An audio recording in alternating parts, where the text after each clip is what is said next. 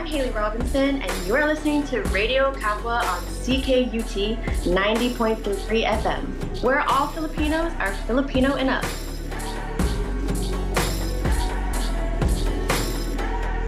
Magandang hapon, bon après-midi, good afternoon, everyone. You are listening to Radyo Kapwa on CKUT 90.3 FM.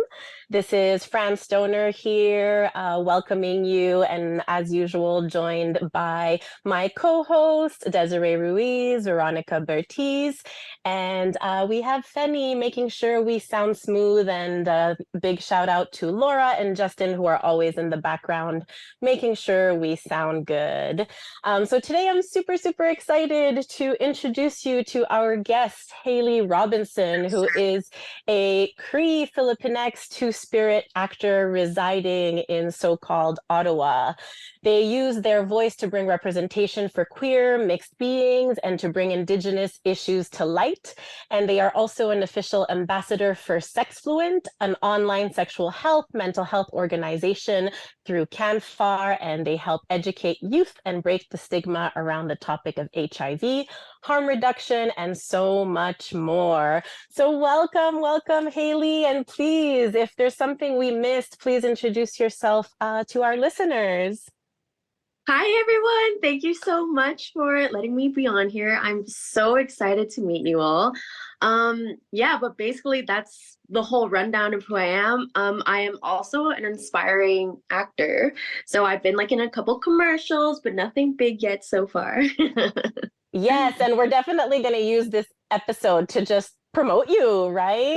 You have a whole Filipinx progressive community that's absolutely going to support that representation. So I guess I can jump in first and just kind of talk a little bit about how this came to be. I've been working as a mental health counselor, as a community organizer in the Filipino community for quite some time now. And just, having these different conversations of what does mental health look like for us? What does culturally relevant support look like for us? And that's brought me into a whole bunch of amazing spaces where, of course, no culture is a monolith, and Filipinos are not a monolith, right? We come from different waves of migration. We have 7,000 islands, that are all particularly different. And for myself in my personal journey, I'm also just like Desiree, raising a mixed race kid. My husband's Latinx. So just making sure that my son feels affirmed in all of his identities.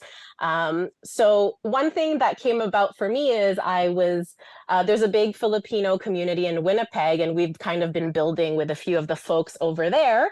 And a friend of mine who was kind of in social work was like, oh, did you know that there's a huge percentage of the Filipinx community that foster youth from the Indigenous community, because who works in healthcare is Filipinos? And I was like, oh my goodness, I did not know that. And just to see the differences across Canada in the community as well. So fast forward, I really don't know how I found your account, Haley. I think it's just something that popped up. And I was like, oh, that's so cool. And if we're building our nonprofit organization to support and serve the mental health of Filipinx communities, that means we also need to properly serve the adoptees and that whole experience, So just again, really happy to have you. Would love to hear what you have to say about that, how that journey has been for you. I know you've been sharing on social media a lot about this return to the Indigenous community. You've been going to a lot of the powwows all summer, this return to the queer Indigenous community. What has that journey looked like? And what has that journey also looked like for kind of your Filipinx side? Wow, yeah. So it's been even though I only just started reconnecting probably around 2018, it is just a never ending journey. And I'm really grateful to be on this journey and to learn so much. But at first it wasn't really easy, honestly, because I had absolutely no idea where to look, right? I was adopted right from birth into a white family. And so growing up, I never quite fit in with anybody. I didn't know who I was, and people didn't understand who I was either. And so it was a lot of like trying to figure out who that person was to me, but I just could never quite grasp it fully. And so that led me towards like unhealthy coping mechanisms. I turned to drugs and alcohol abuse, and it essentially like got me kicked out at a young age. I was like kicked out at 17. I was homeless for a month, and I was taken in by actually like a couple other, we call ourselves nations, which are Native and Asian people. And they took me in, and we kind of just became this like little group of gremlins going around this city. And that was the only place I ever really felt like kind of accepted for who I was, but also we were all just like we were all lost. We all just like didn't know where to turn to. And so we just collected together and tried to figure that out in healthy ways. And so it wasn't until, after I was with them, I was probably out maybe for 5 years. And my one really good friend who first took me in, she went missing and wasn't found until like a month later in Calgary, like across the city from where she lived. And like there was like a month long to like investigation about what had happened, and it ended up just being unsuspicious. It was ruled unsuspicious, and that was the end of it. And I realized, it was like an unsafe place for BIPOC people, for BIPOC queer people. And I kind of decided to take myself out of that situation. I went back to my adoptive mom's house, and I just said, hey, like, I want to get better, like, not only for me, but for everyone around me. And I hope you're going to be there to help. And she agreed. And so I started becoming sober, and I found more healthy coping mechanisms of taking care of just that feeling of like still feeling lost a little bit. And because of that, I decided, I was like, you know what, I think I want to reach out to my bio family. Like I want to see what they would think of me, if they would even like want to meet me or like have a relationship with me, because we did have an open adoption. So at any time I was allowed to go to them and be like, hey, like I want a relationship. But I was just like always too scared, and I didn't really know them, but I did know them. So it was like weird. If you're an adoptee, you always have your bio family before you meet them, and you're like, I know these people and I come from these people, but I don't really know them. And so it's like, it's really terrifying. And so I didn't fully reach out to them until maybe I was like 23, 22. And at first, like my bio dad, who's on my Cree side, didn't want a relationship with me. He went through a lot of intergenerational trauma through his growing up as well. He was also adopted, went through a white family and all that stuff. And he declined. But my mom on my Filipino side, she was like, yes, please come to Edmonton.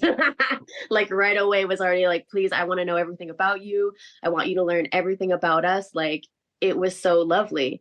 But I think I was like really hurt from the first interaction with my dad. I was like just so thrown off about it. It took me a long time again to like bring up the courage to message them again and be like, okay, let's start this process. Like, I'm really excited. I was silent probably for like a couple months. And then my bio dad reached out again, and he apologized. He was like, sorry, like I was scared. And I totally understood. And he lives where my adoptive sister lives in Arizona. So I was going to Arizona anyways. I was like, do you want to meet? Let's meet face to face. It was a beautiful meeting. He was so fun. And it's just like crazy seeing where you come from, like for face to face. It just like fills holes in yourself that you didn't realize that you had. And then when you see them, you're like, I feel so much more complete. And it was the same thing with going to meet up with my bio mom as well. I took a trip to go to Muskeg Lake Cree Nation, and my mom lives in Edmonton. So I was like, I'm just going to stop by, do a little quick visit. And she brought over like my sister and again, both of my sisters actually. And it's just like crazy, like being able to like see them in person and just laugh with them. And like, it felt like there was no time apart between us. And they made me feel like so welcome. And I'm so excited to continue to learn more. Like that was the last time I saw both of them. I'm still trying to make it out there because, you know, I live in Ottawa now. It's such a far distance apart from each of us. But my mom is actually wanting to take me to the Philippines to meet our family that lives there and to like stay there for like a couple months, honestly. And I'm just like, I'm really excited to learn more because honestly, like ever since meeting them and to like getting more connected to my family, my culture, everything in that sense has made me become a more like grounded person than I ever was. Like I am so safe in who I am. And yeah, I'm so thankful. Awesome. Wow. Yeah, I mean, I guess since you've been like on this journey of reconnecting with the Filipino culture in particular, and you know, like if you know you do go to the Philippines, is there a specific part of the culture that like you're really want to explore? I mean, like you know, we have the music, there's food, history, language. Is there like a specific part you're interested in? Oh, definitely. I'm a huge foodie. I'm all into that. And I'm really interested in learning about the history more because like before colonization and everything, Filipinos were different. And it I can relate to that too from my Indigenous side because it happened to Indigenous peoples too. Like and I just want to learn more to that because I always feel that decolonizing ourselves is such an important part of continuing on because, you know, without realizing how we were back then before colonization, how will we ever be our true selves and be able to just continue decolonizing spaces because it needs to happen and it's slowly starting to happen. But I'm so excited to learn more about the history. I love it. Thank you, Haley, for being here. For folks listening, this is Desiree. Yeah, I have so many. I don't even know how to hone in my questions. Like as you were, you know, just listening to your story and listening to your journey. And I was looking at your Instagram page earlier, and I watched one of the reels where I think your content's amazing. I was like, ooh, a next one, next one. And I like fell down the rabbit hole. I was like, ooh, love these reels, love everything that you're sharing. But one reel that really stood out was like you said like before coming out, and then you had like all of these pictures, and then you're like very, you know, like office like, you know, like very you know, like I don't know, I don't even know what the word, you know, like very um done up in the way proper.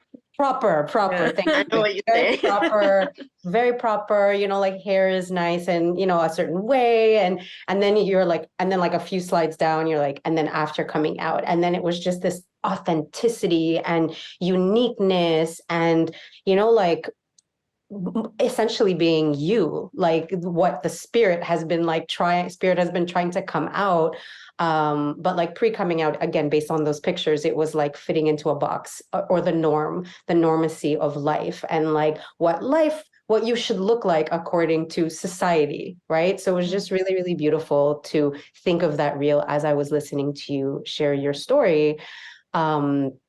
And I guess my question is like right before you jumped on, we were talking about the importance of wanting to share stories like yours, you know, for the adopted children, right? That are hopefully listening to this and helping them listen to others in the community with similar stories. And one person that came up is last month we were at the Olympic Park for a Filipinos of Montreal event. And we had a booth there, and there was this French Canadian father with his maybe 7-year-old Filipina daughter. And they came up to the table, and he was, you know, curious, and she was looking at me, looking at my daughter, and like I could tell. I just wanted to give her the biggest hug, but I didn't want to be that weird person. But I was just like, hi, and she was just like looking at me, my daughter, like you could tell, like I already felt this like confusion in her, right? But her father was like, yes, I adopted her. I heard that they were having, because the theme of the Olympic Stadium event was the Philippines. So they invited a whole bunch of Filipino organizations to come and table. And so he was like, I don't know where to go. I want her to connect with her culture. I just don't know where to send her, what to do. Are you going to be offering things for kids? And I was like, yes, that is the goal. We're trying really, really hard. We want to be able to create a service. Like I'm a mother. There's a lot of other mothers in the organization. I was like, so stay connected. And I was like, and good on you for wanting to connect her to her culture and doing all of the things. Because he was so uncomfortable, this man. Like he didn't know what to ask, what to say. He was so uncomfortable, but like I just like pat him on the, I was like, it's okay, you're good, just keep doing that. And like I think it's amazing that you think it's important that they connect. So I guess my question is, what would you tell parents that adopt any parents that adopt any BIPOC kid, right? Any white parents that adopt BIPOC kids, what would you say, or what advice would you give them in raising BIPOC children? Oh man, definitely like give them at least the option to learn about their culture if they want to, because I feel in like not knowing, I felt like I was like living a lie, like living with this white family and not being white. It was so like strange feeling to me. As much as I'm like so thankful to my adopted family, I absolutely adore them. I love them. Like I always knew I was different from them, but they always tried to be like, no, no, no, no, like you're one of us, like don't worry about it. But you always feel that, like, especially like, yeah, because my mom and my other adoptive sister were adopted from different families, but she's adopted from an Italian family and was very visibly still white, like my mom. And so it was just really hard to like feel so off with them, but have them kind of be like, no, no, no, don't worry about it, it's fine. And I just really hope that parents who adopt BIPOC kids teach them and allow them to immerse themselves in communities, because they need to have connection. And it doesn't mean that they don't love you and that they don't want to be a part of your adoptive family. It just means that there's just like a part of them that they need to fill in, and you're allowing them to do that by going to the communities. So that's my one piece of advice. I love that. I love that. So parents that have adopted children, let them give them the choice, is what I'm hearing. Give them the choice, and validate their freaking feelings too, right? Exactly what you're saying. They're like, no, but we love you. You're included. It's like, yes, that's very kind and nice, but validate your kids' feelings or listen to your children. So thank you for sharing. Can I ask a follow-up to that question? It's kind of like the flip side of what Des asked. Since Des brought up the your Instagram story or whatever, or your Instagram post about coming out.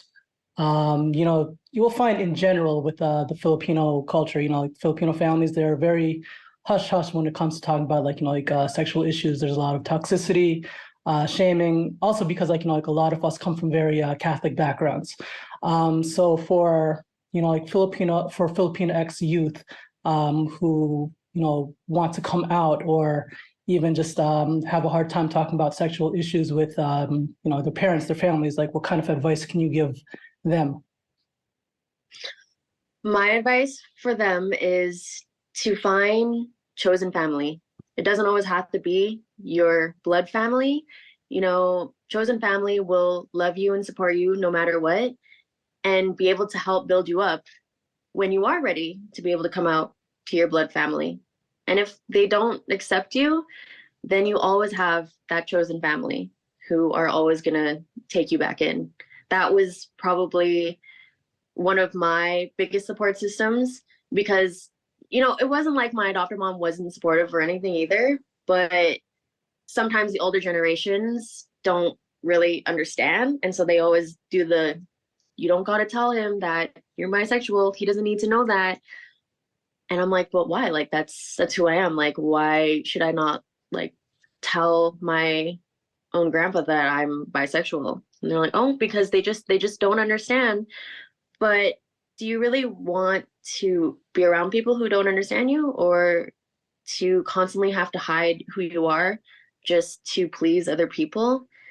And so now I'm just surround myself with people who are always going to support and be there for me, because that's so important, especially for one's mental health. And yeah, just find your chosen family. Ooh, I'm trying to connect everything with being mental health and coming out, being queer, and being found, being grounded to who you are. And I know that you mentioned that you're also Veronica speaking for those who's listening to us, of course. But I just, earlier you were talking about how you're so excited to get to know you more deeper, and building more of this relationship, especially as well in the Filipino community. So we're both planting the seed and watering the seed at the same time. And just to comment on Fanny's question and your answer about it, and my experience actually is that because I wanted to bring in the historical lens of it, I didn't have the opportunity to tell my mom about the pre-colonial practices, but when I met friends and other people from the community, the progressive one, they started talking about the babaylan. And I don't know what that meant, like I didn't know the book. I don't know where to start. But essentially, it's like the leaders of our community, pre-colonial, were queer people, where queer does not exist. The queer is a modern invention in the English language, right? So there's all of this differences, and that I felt very comfortable at and also felt like me when I found out that the leaders of our community before the colonizers attempted to erase us. And this violence that we all are living right now because of generational trauma, that we had our community of queer people who are leading, and like the passage, like the in between of the spiritual world and our connection to the land, to the nature, and to the earth. So I wanted to share my excitement with you when I found out about that, and that made me feel very comfortable to express who I am, and to really cut my hair short, and to sometimes have like wild haircut and be unapologetical. I didn't have the opportunity to tell my mom about our pre-colonial history, but if we were to talk about healing in that sense, and especially maybe for those who are listening to us, like, we have been queer, right? It's just because the colonizers told us that like it's only binary of man and woman because they uphold patriarchy. But meanwhile, in our community, we don't uphold those. We practice the spirit of Kapwa, and this is a question that we will ask later on. But I just wanted to comment on that with the conversations and follow-up comments, because I talk a lot, and to bring in the historical perspective, the political perspective of being a man in this society upholds certain power. And that means that us Filipinos, before we were Philippines, from the islands of the so-called Philippines, it was used against us so that like we are submitted to them.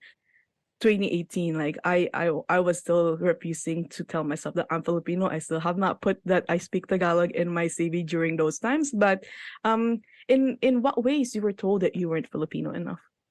Oh man, in many ways, like even still to this day, like I'll get hate comments like constantly telling me that I'm not Filipino enough, or that I'm not a real Filipino because I was adopted and didn't grow up in the culture.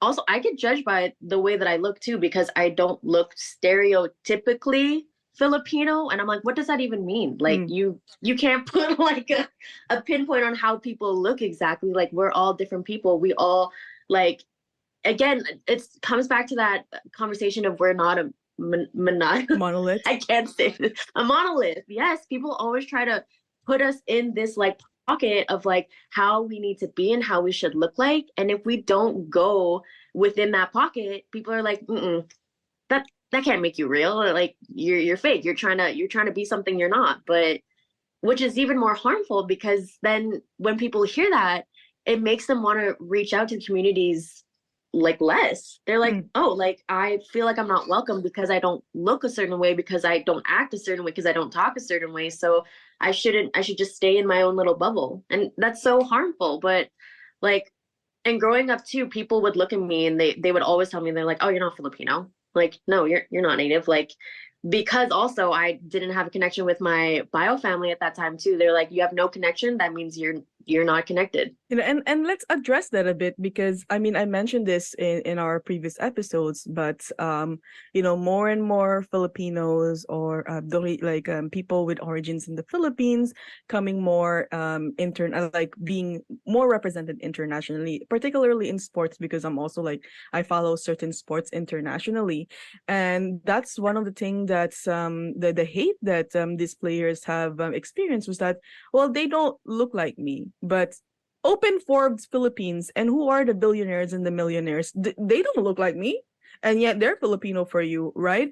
Who open the Filipino channels, and like they look like you, Haley, like so what is this like? Can I have the requirements, please, of who's Filipino enough? Because I'm pretty sure all of us in here will check the boxes anyway. So it just comes down to that trauma and that survivability, that survival mentality to put ourselves as Filipinos, but also putting us as proximity to power, which is like the colonizers' rule, and the healing part of it, right? That hurt people, and that's essentially what they're doing when when they gatekeep other Filipinos who is having this open-mindedness to actually reconnect back. And especially this is something that everyone here as a diaspora is experiencing, and me being born in the Philippines and actually using my time to practice the language again.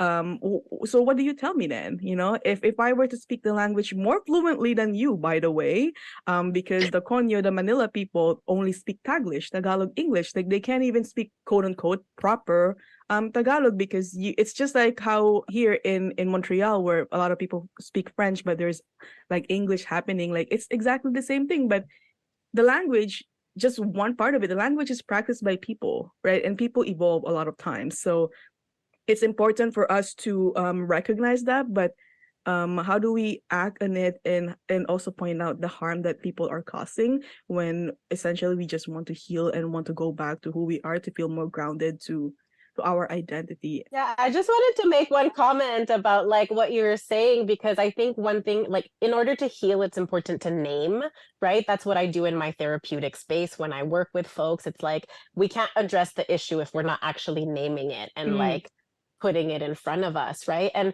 the issue here is colonial mentality, right? And we need to talk about that more and more, about this, are you Filipino? Like when you meet certain Filipinos, the first thing they're going to ask you is like, were you born here? Or like, how long have you been here? And it's because they're trying to position you. But if you really think about it, this is colonizer practices of blood quantum. How white are you?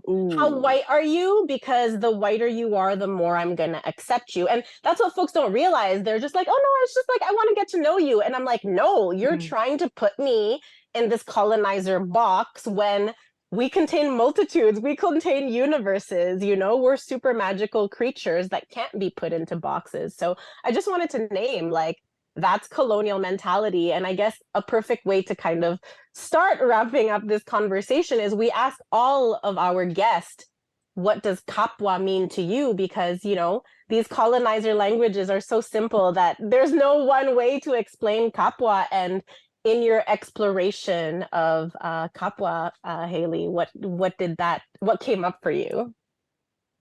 What came up for me is a community or a family or a group of homies who love, respect, and understand one another and our differences. And that means to always support, uplift, and to teach one another. And I think that's what Kapwa means to me. Yo, that sounds like our mission. Unite, uplift, unlearn. And because essentially 300 years of colonization, like that means that lifetime of healing for us to decolonize. When we decolonize, we heal. And people often forget that we can't just be going on one workshop and like, that's it. Like, I know my history. And that is just, it's unfortunate to say it, but like, no, we have a lifetime to learn who we are, because 300 years, that's generations of violence and trauma that was passed down to us. So I don't know how to end this conversation, because I just want to keep on talking. Like I wanted to put a connection between the indigenous and being Filipino. Essentially, people from the Philippines are indigenous to the land itself, and that negative stereotype or that just bad relationship that we had with Indigenous in general, as someone who grew up in the Philippines, like we already honored them because we don't want to be part of them because they're primitive people and we don't want them, right? And I think it's also important for us to address this, not just as Filipinos living here in the Turtle Island, but also the Filipinos actually in the Philippines who actively segregate the Indigenous communities in their area and not provide opportunities and resources and actually take out their resources, right? And that's the reason why, that's actually one of the reasons why there's a big population of diaspora outside the Philippines, was because of colonial remnants that it's still ongoing to this day. Like our education system is called Department of Education for a reason, because in the States they call it Department of Education as well. You know, doing the pledge every morning was again a colonial rule. Us marching together is the military rule that they had on us. So like it's so deeply embedded, and just really glad to have you, to have my fellow Kapwa in here, to be in this journey to really understand like why we hurt this way and how we can heal together as not only individually as what Francis the Loob part, but also as a community, as the Kapwa community. So I think this is the best way to end our conversation. I would leave like, well, Haley, just are there any last words, anything, message for our listeners who are super confused about their Fillipinx identity and what that means? Just some last little seeds to plant, because you know folks are in different parts of their journey. A message in order to meet people where they're at. Honestly, like never be afraid to reach out to any community. It can be online, it can be in person, it could be in your like community in your hometown. Like don't be afraid, because if you hold yourself back, then you won't get that. Like just don't hold yourself back from immersing yourself in this community, because it is so amazing. People are so welcoming, and I'm just glowing. Like I love it. Yeah, right. Like when you find your people, you find your people is what we're trying to say. Honestly. Well, thank you so much for being here. Thank you to my colleagues. That was Radio Kapwa on CKUT 90.3 FM. Mabuhay. Thank you for tuning in to this week's episode of Radio Kapwa on CKUT 90.3 FM with a very special guest, Haley Robinson. As the National Day for Truth and Reconciliation approaches, we felt it was important to highlight Haley as a queer Indigenous Fillipinx and air this episode earlier than planned. Thank you, Haley, for sharing your story with the downs and the ups. It's so wonderful to hear the discoveries you've made on this unique journey of yours. We wish you so much more discovery, beauty, and connection to the land during your trip to the motherland. To our listeners, if you want to listen to this episode again, you can catch a replay on the CKUT website or on YouTube after 3 p.m. You'll also be able to find all our past episodes along with the September episode for Tita Talks, which aired last week. Next month, Tita Talks will be back to regularly scheduled programming. This first song is by Fillipinx artist King Marie, and it's called Celebrate. I hope you enjoy, and you'll be welcomed back by John Marvin's soothing voice, sharing important news from the Philippines.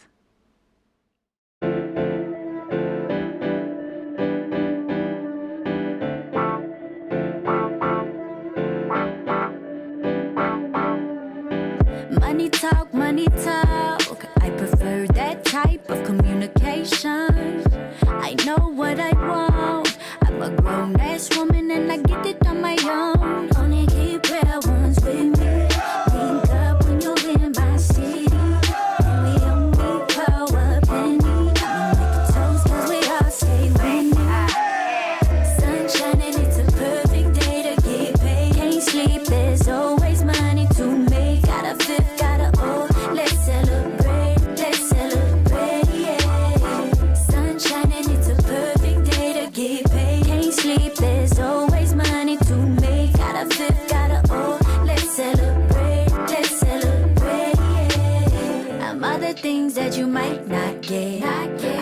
different, don't know no rest. I'ma get it every way I can. I can.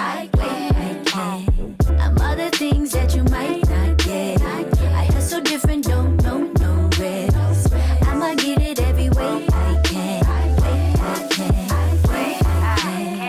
Sunshine and it's a perfect day to get paid. Can't sleep, there's always money to make. Got a fifth, got a O. Let's celebrate, yeah. Sunshine and it's a perfect day to get paid. Can't sleep, there's always money to make. Got a fifth, got a O. Let's celebrate, yeah.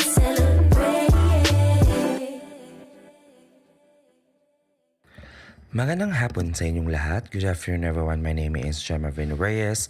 I am a youth leader and community organizer here bringing you important news back home in the Philippines. The article is from Rappler with the title, September 21, a Day of Remembrance, a Day of Restitution.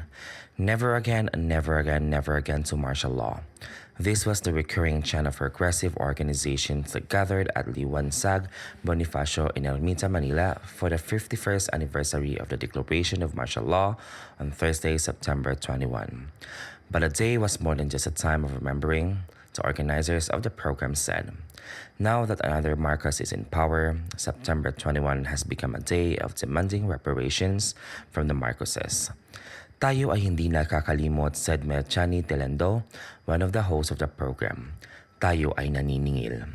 The namesake and father of Ferdinand Marcos Jr. declared martial law half a century ago. Ferdinand E. Marcos signed Proclamation No. 1081 and only lifted martial rule after 9 years in 1981. For almost a decade, the period was marked by thousands of killings, imprisonments, torture, and human rights violations. Human rights groups, women, and environmental activists, representatives of farmers, jeepney drivers, and students continue to denounce the many human rights violations and enforced disappearances that happened during martial law. Nanginginig ang pakikibaka ng mamamayan mula noong diktadurang Marcos hanggang sa kasalukuyang Marcos. Cristina Palabay, Secretary General of Human Rights Organization Karapatan, said on Thursday. The 51st anniversary coincides with Marcos' second year in office, already beset by problems such as rising prices of basic goods and food security. Malacanang did not release a statement of the anniversary. In other parts of the Philippines such as Baguio, Cebu City, Taglopan, groups also staged packets of protest. Among the current issues harking back to the terrors of martial law was the recent disappearance of two environmental activists, Junila Castro and Jed Tamano. Castro and Tamano recently surfaced after appearing in a presser led by the National Task Force to End Local Communist Armed Conflict, where they said they were abducted by the military. Palabay, who was one of the individuals who sounded the alarm on the reported abduction of two environmental activists, said so much has to be learned from the women who fight against all forms of machismo and oppression. Ang haman sa atin ay maging kasing lakas ni Junila at Jed. The Marcos era was marked both by the rise of many youth activists and concurrently the many disappearances of those critical of the government. Huge canvases of the faces of killed martial law activists line one part of the plaza. Among them, students leaders Lilosa Hilao, Emmanuel Lacoba, and Lorena Barros. The article was written by Iya Guzum and published on September 21, 2023. Thank you so much for listening. Maraming salamat sa pakikinig. Once again, this is John Marvin Reyes, delivering you Philippine news from abroad.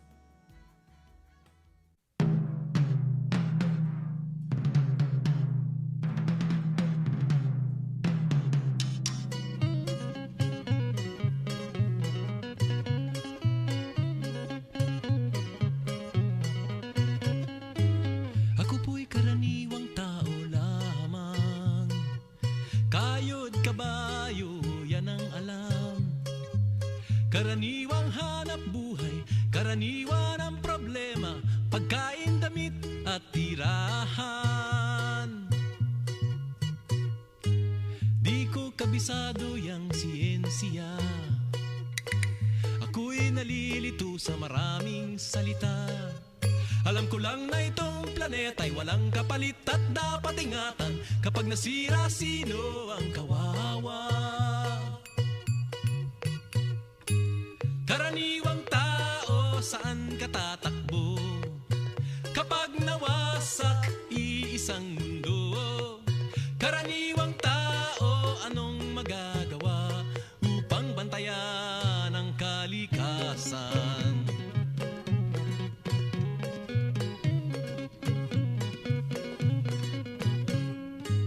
Karaniwang bagay ay di pansin. Kapag naipon ay nagiging suliranin.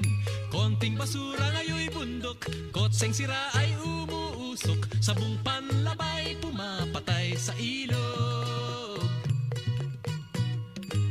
May lason nga galing sa industriya, ibinubuga ng mga pabrika. Ngunit di lamang higante ang nagkakalat ng dumi, may kinalaman din ang tulad natin. Karaniwang tao, saan ka tatakbo? Kapag nawasak, iisang mundo. Karaniwang tao, anong magagawa upang bantayan ang kalikasan?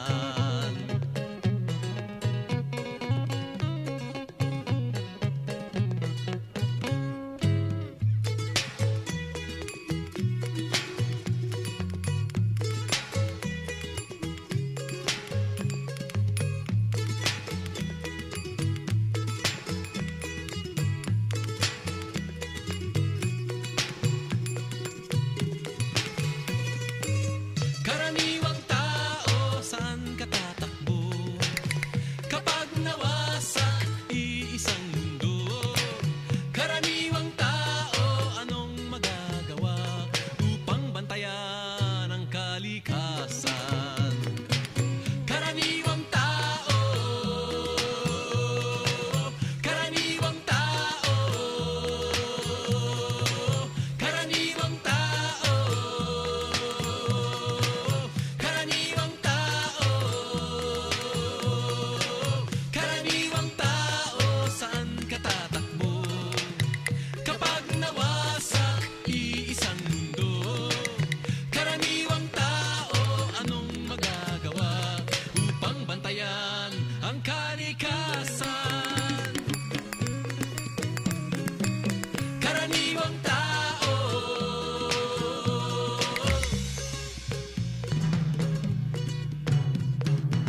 karaniwang tao,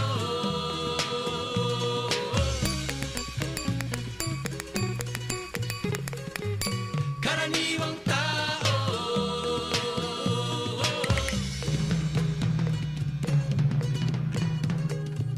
karaniwang tao,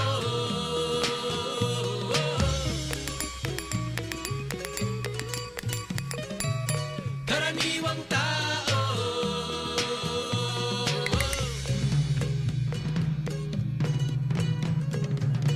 karaniwang tao,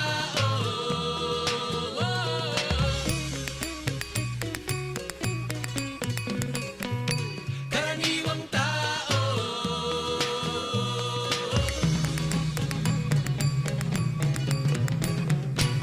karaniwang tao.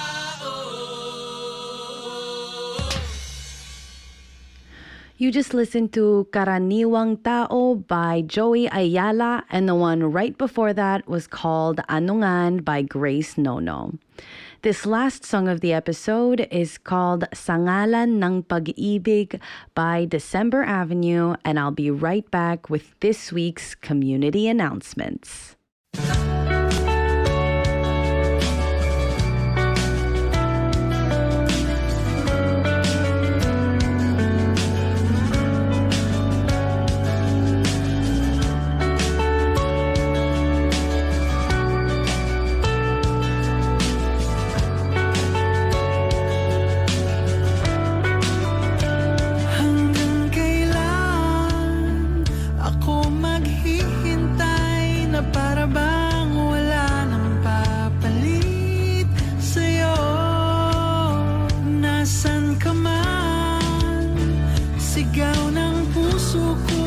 ikaw hanggang ngayon. Kung sana lamang ay nakita mo ang lungkot sa iyong ngiti, isang umagang di ka nagbalik. Gumising ka at nang makita mo ang tamis ng sandali ng kahapon di magbabalik. Hanggang sa dulo ng ating walang hanggan, hanggang ang puso'y wala nang nararamdaman. Kahit matapos ang magpakailan pa man, ako'y maghihintay sa ngalan ng pag-ibig. Hanggang kailan ako maghihintay na para bang walang iba sa piling mo? Nasaan ka man? Sigaw ng puso ko ay ang pangalan mo. Kung sana lamang ay nakita mo ang lungkot sa iyong ngiti, isang umagang di ka nagbalik. Gumising ka at nang makita mo ang tamis ng sandali ng kahapon di magbabalik. Hanggang sa dulo ng ating walang hanggan, hanggang ang puso'y wala nang nararamdaman.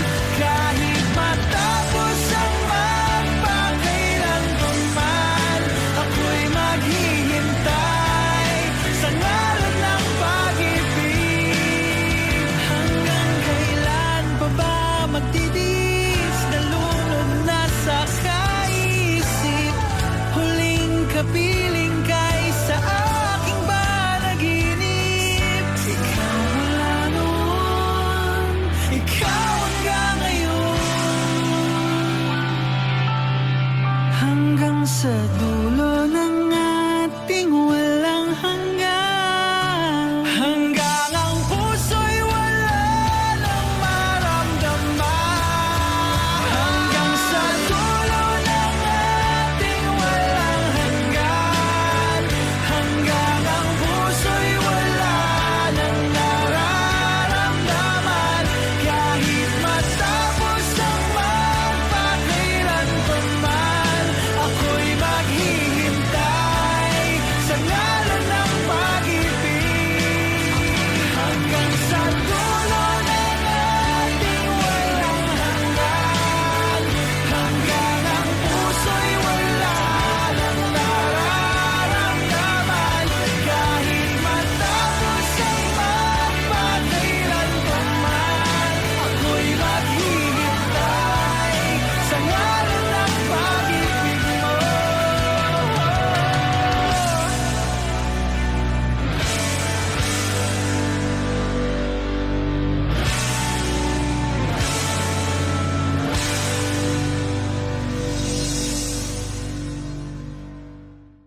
We are back. If you're just tuning in, this is Radyo Kapwa on CKUT 90.3 FM, airing every Wednesday from 2 to 3 p.m. We've now reached the final part of every episode, so welcome, welcome, welcome to this week's community announcements. First things first, have you signed up to be a Centre Kapwa member yet? Centre Kapwa is hosting Kapwa Rising, Healing and Hoping in the Face of Anti-Asian Racism from October 13th to 15th. And you need to sign up to be a member to be in the know. Otherwise, you'd also be missing out on upcoming events. While we generally promote our events on our socials, we sometimes host members-only events, like the Powwow road trip that happened about 2 to 3 weeks ago. The only way to get notified about these members-only events is to sign up on our website at centrecapwa.org. That's spelled as CENTREKAPWA.org. We hope to see you there. Next up, in preparation for the aforementioned event, if you have participated in our Chinatown and Côte-des-Neiges Kapwa walks, we are inviting you to submit photos you've taken. Selected photos will be showcased in an exhibit at the Kapwa Rising Conference this October. Please submit your photos by October 1st, 2023. For more information, you may visit the Centre Kapwa Instagram page at Centre Kapwa, as well as the Instagram page of the project manager, Deanne, at Fried Chicken Vixen. Speaking of Centre Kapwa events, Fenny Christo, who is an MC, community organizer, and tech professional, as well as Carousel, a queer Fillipinx writer and educator, will be hosting Poetry for Peace, a series of exercises such as left brain and right brain processes related to creativity, judgment-free writing, and the importance of rest during the creative process. Thank you at Centre Kapwa at the Refugee Center at Journée de la Paix for collaborating to create a poetry and songwriting workshop for peace for the occasion of Peace Days. For more information, you may visit any of the following Instagram pages at Centre Kapwa, at the Refugee Center, and at Journée de la Paix and register your spot. Next up, this Friday, September 29th at Osgang Plaza from 9 p.m. to 1 a.m., Filipinos of Montreal is back with Love Notes, a night of R&B. Get ready to dance, sing, eat good food, and make new friends. Catch sounds by DJ Honeybun and DJ Cyro. For more information, you may visit their Instagram pages at Filipinos of Montreal, at Hello Honeybun, and at Jet Set Cyro Future. Up next, on Saturday, September 30th, Project Let's, a radical peer support collective that supports political education and advocacy services that are by and for the mad, mentally ill, disabled, neurodivergent folks, will be hosting a panel and storytelling event. It will take place online from 4:30 to 6:30 p.m. And for more information, you can visit their Instagram page at Project Let's. And last but not least, mark your calendars for October 3, 4, and 6 as the LGBTQ+ Community Center of Montreal is pleased to present you its Circle of Lectures, International Exchanges Haiti. This series of lectures is organized in collaboration with the Socio-Cultural Organization for the Promotion of Human Rights of Haiti and the Organization of the Reduction of Vulnerability in Haiti. Two organizations from Haiti that will be visiting Canada and have strong experience fighting for human rights, women's rights, LGBTQIA+ people, and the fight against HIV in Haiti. We also have the participation of Réseau Santé, who will be hosting one of the conferences. For more information, you may visit their Instagram page at CCLGBTQ+. And with that, this has been Laura from Hiraya Productions. I hope you have a wonderful rest of your afternoon, and I thank you so much for tuning in to this episode of Radyo Kapwa. Mabuhay!